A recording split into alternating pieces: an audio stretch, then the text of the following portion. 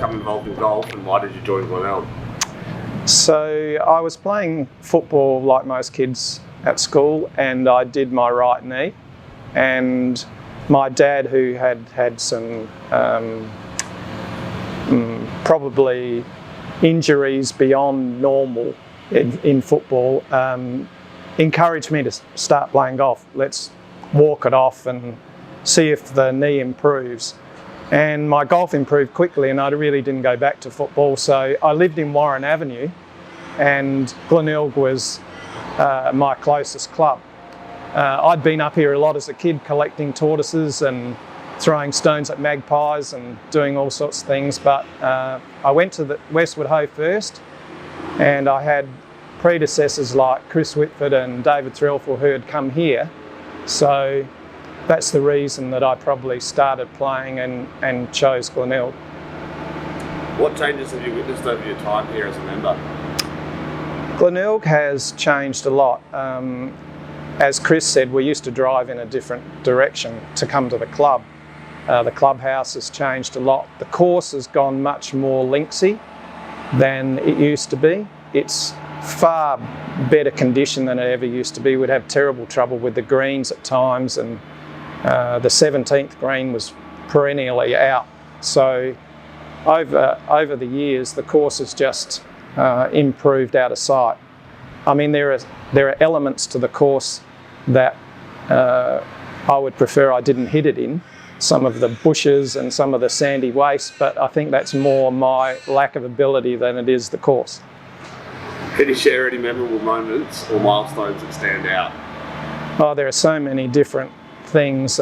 People, there are lots of characters that have been part and parcel of this course.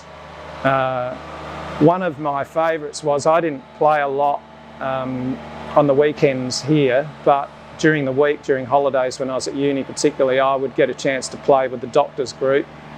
And one occasion I remember this fella called Jack Alderman, who was just a terrific bloke, but the first time I played with him I was on the opposition pair, and we got to the short par 3, which now plays as a 6th green, and Jack knocked it about 2 feet away, and I said to my partner, we should just give Jack that and walk off. He said, oh no, Jack can't putt, he has the yips.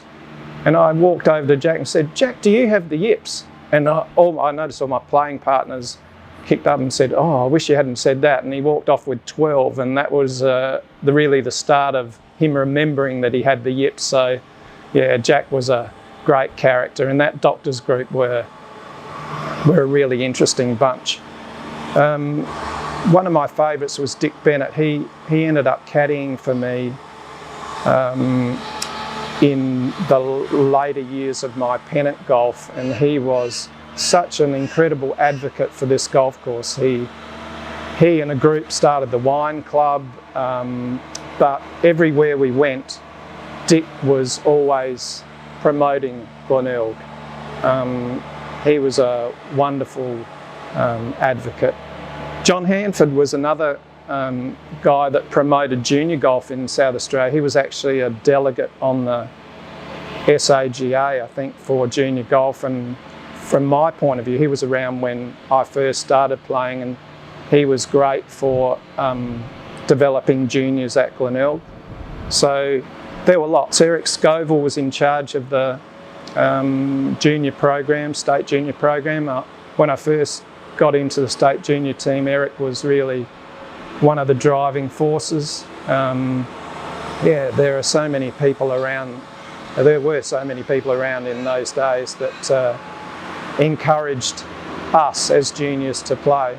And then there were the players. You know, we had some fantastic players, like we had Eric's son Peter, and we had the Mesnells, and we had Graham Stevens, who was just a fantastic player, and he lost a playoff to win the South Australian Open here, and he just continually hit fairways, got up and down from the ball washer. He was just an incredible player, one of the best players we've ever had. So yeah, Glenelg was very lucky. When I first started here, we had 2 or 3 in the state senior team every year, like Chris Whitford played and Dave Threlfor and Graham and a whole lot of great players.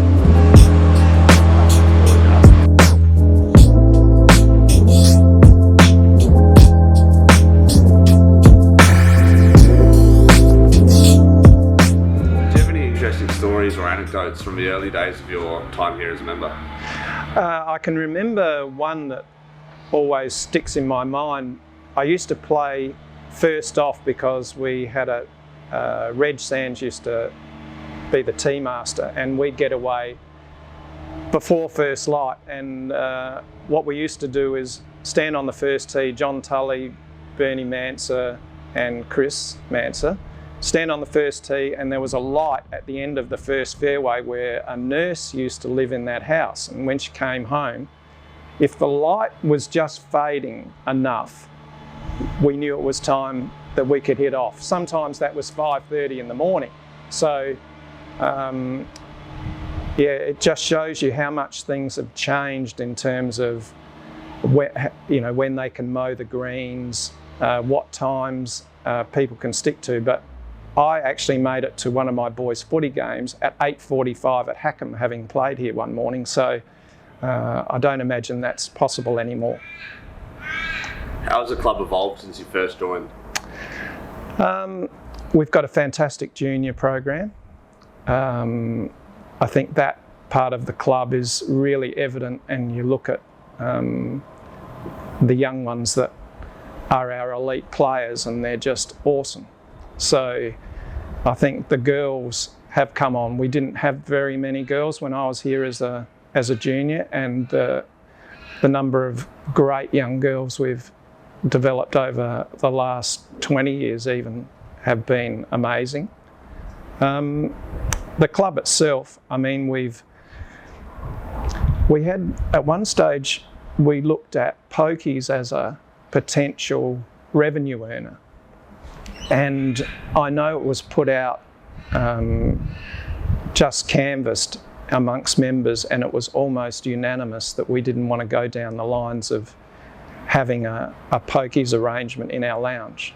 So I'm really pleased about that, because we've created other streams of revenue without having to go to that length. I really like the idea of it being a non-pokies place. Is there anybody specific that has played a significant role in shaping the golf club over your time? Yeah, well, I suppose those people I raised before, like John Hanford and Dick Bennett and the various greenkeepers we've had. It's interesting, Darryl Cale, when he was here, he spent his whole life killing kikuyu. And when he left here, he developed a kikuyu farm and sells it. So he knew more about kikuyu than anyone else in the world. So the group that worked on the kikuyu in those days, like the second fairway was dug out so deep, and yet we still found kikuyu roots underneath. I guess we'll always have a little bit of it around, but they certainly got it much more in control than they ever did before. Yeah, I really think that's probably where we've gone with it. Yeah. What advice would you give to new members who have just joined? I would get the smartest phone I could get with a really quick processor, because the most important part of booking these days is actually being able to beat the crowd at 3 o'clock. So if you could come with a fast phone, I think you could get a pick in any group you wanted to play with. The other thing is to pick a group that doesn't play slowly, because they get sledged all the time. Play with as many different groups as you can, so that you get a chance to see the breadth of the club, because that is really one of the great things about this club, is there's so many different groups and so many different characters that you will get to meet. So that'd be my advice to them. What are your hopes for the golf club's future? I would really like the course to continue to improve. I think it's improved out of sight, but I think I'd like it to be an elite golf course, but not an elitist club, because there are lots of great golf courses where you don't feel welcome when you get there. You know, the old days we used to have to put jackets on and things to walk into places. I can remember playing in events and my caddies weren't allowed in the lounge with us at golf clubs. So I'd never want to see Glenelg go down that path. But we probably need to continue to encourage breadth across the club. You know, lots of juniors, that middle tier of players that we lost for a while, plus us oldies. That's really what I'd like to see, because Glenelg has got a different feel to it than some of the other clubs, and I'd like that to stay.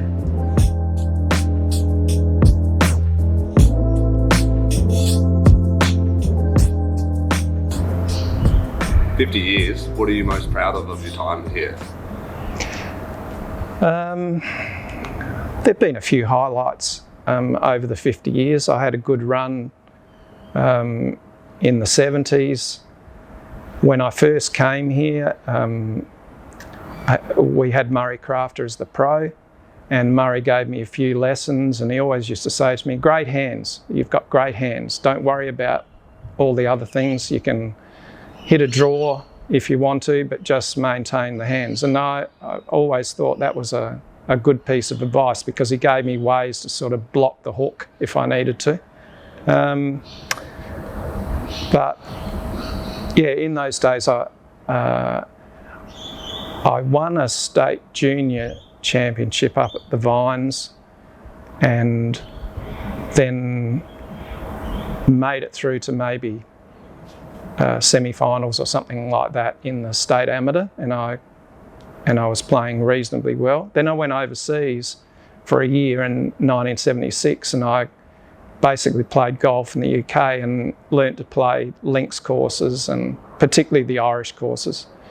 And that really held me in good stead, because when I came back in 77, I had a good year and won the amateur at Kooyonga, and finished second in the amateur part of the South Australian Open at Royal Adelaide, and I feel like my golf improved quite a bit in those days. Damaged a wrist the following year at Tea Tree Gully in a Pennant match. That put me back a bit, and then came back too early and did it again, so I missed nearly 12 months. But yeah, when family kicks in, that is always a test for the quality of your golf, and that probably didn't help. But I didn't ever really play much golf here on Saturdays in the first half of my time. But in the second half, the last 25 years, I had a regular group on a Saturday morning where we play early. And then for the last 10 or so years, I've played with a great group that on Saturdays with some interesting characters in it. Maury Crouch is our organiser, and I really enjoy playing with the different members in that group. I love Pennant golf. I think I played about 100 games of Pennant golf here. The year we won Simpson Cup, after such a long time of not winning it, in about 85, I was captain, and I think that was probably my proudest moment as a player. That was to hold that cup up after such a long time, and we'd been a bit in the wilderness for a few years before that too. In that same season, we had just recently lost 7-0 to Grange. We played Grange in the final at Grange, and we won 4-3. And Billy Guy held a real tester on the last with so many Glenelg members standing around that last green. It was a fantastic feeling. So yeah, of all the things that we did in Pennants, that was my favourite moment.